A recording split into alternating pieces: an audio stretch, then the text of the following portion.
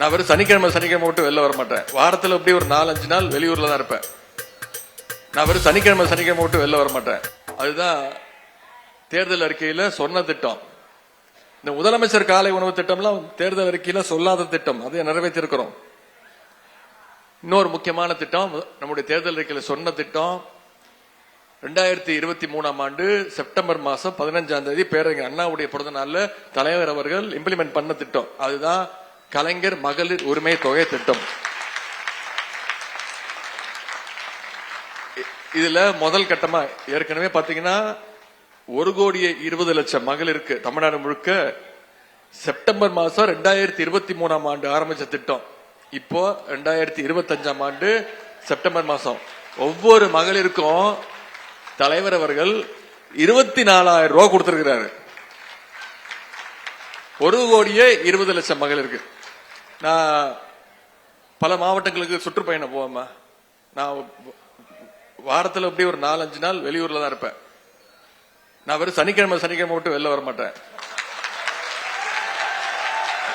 ஞாயிற்றுக்கிழமை கூட வெளில சுத்திட்டு தான் இருப்பேன்.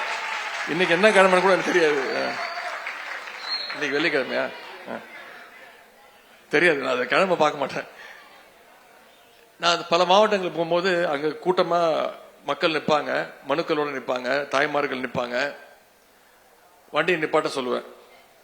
நிறைய பேர் மனுக்கள் கொடுப்பாங்க. இளைஞரணி செயலாளர் இருக்கும் போது கொஞ்சம் கொடுப்பாங்க. அதுக்கப்புறம் சட்டமன்ற உறுப்பினர் போது கொஞ்சம் அதிகமாச்சு. அப்புறம் தலைவர் அமைச்சர் பொறுப்பு கொடுத்தோன்னே மனுக்கு அதிகமாச்சு. அப்புறம் துணை முதலமைச்சரான இப்ப வண்டியில வந்து மனு வைக்கிறதுக்கு இடம் இல்லை. இருந்தாலும் நான் நிப்பாட்டி பொறுமையா அவங்க கிட்ட பேசி அந்த அக்காக்களை பார்த்து சகோதரிகளை பார்த்து பேசுவேன். சிலர் சிரிச்ச முகத்தோட வரவேற்பாங்க. அப்பதான் நான் நிற்பேன் அப்படின்ட்டு. அதுவும் குறிப்பா 14ஆம் தேதி, 15ஆம் தேதி, 16ஆம் தேதி இந்த 3 தேதியில போனீங்கன்னா தைரியமா போலாம். ஏன்னா அந்த 3 நாள்ல தான் பேங்க் அக்கௌண்ட்ல 1000 ரூபாய் வரவு வச்சிருவாங்க. போய் அவங்க கிட்ட கேட்பேன். மத்த நாள் நிக்க மாட்டேன்னு கேட்காதீங்க, தினமும் நின்று கேட்பேன். அவங்களோட குறைகளை கேட்பேன், மனுக்களை வாங்குவேன். என்னால செய்ய முடிஞ்சதா அந்த ஆட்சி தலைவரை அங்க இருக்கக்கூடிய அமைச்சரை கூப்பிட்டு பேசுவேன்.